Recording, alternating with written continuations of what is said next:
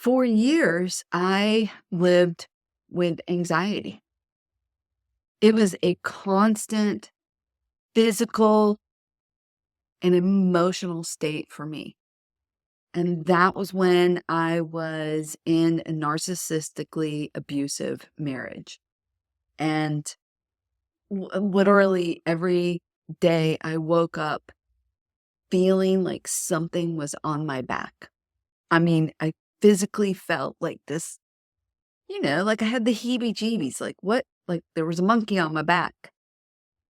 And there was. It just wasn't a real monkey. And I wasn't doing things to help myself. I was experiencing uh, depression. I was experiencing an inability to concentrate. I really honestly thought that there was something wrong with me. Really did. Really thought there was something wrong with me because I couldn't concentrate. And I thought, oh, well, maybe it's this. It didn't help that that issue was also being, what I would want to say, reinforced by my spouse and saying that I wasn't smart enough anymore, where in the past, very smart businesswoman. Yeah. I was incredibly irritable. And when any time that anyone would raise their voice, I would shrink completely. That was my response, right? That whole fight or flight or freeze response under stress, for me, that was how I responded, was to get small, to freeze.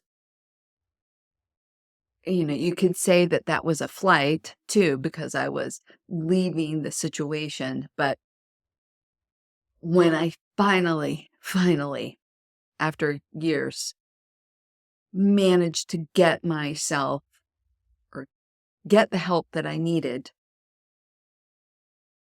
I was a little desperate, looking for whatever I could find to help myself, to find a way through, and to find myself again and not feel like I had the heebie-jeebies on my shoulders all the time.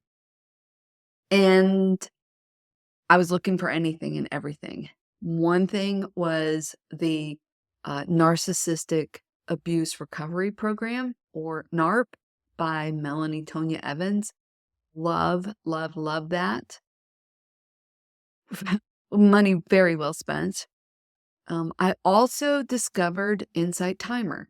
And up to that point, I hadn't been able to meditate. I had tried on and off for years. And I discovered this magical thing called guided meditations, which was amazing and exactly what I needed.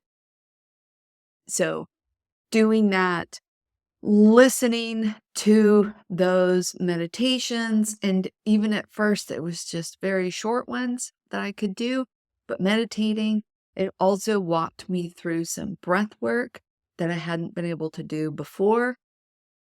So all those things were super helpful.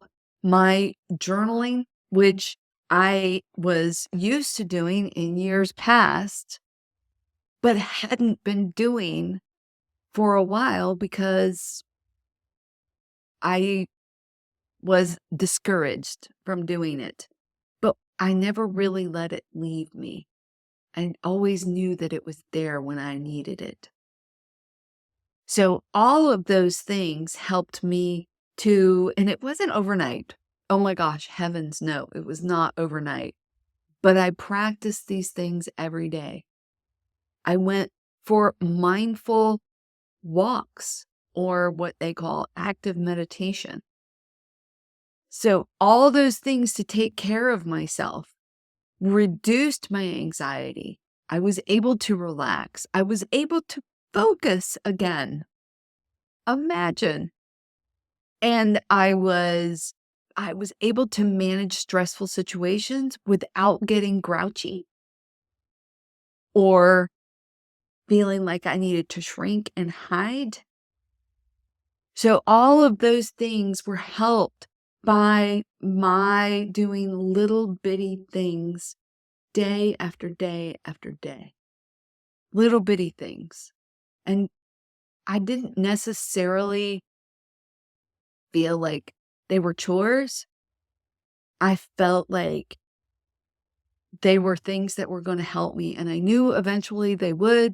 And some things I do more often than others, and they come and go like cycles. But recognizing that that was something that I needed to take care of myself was super important. And I encourage you to do whatever you need to take care of yourself. Find moments. They can be short, they can be small. Find those moments to take care of yourself, and you will come through this just like I did.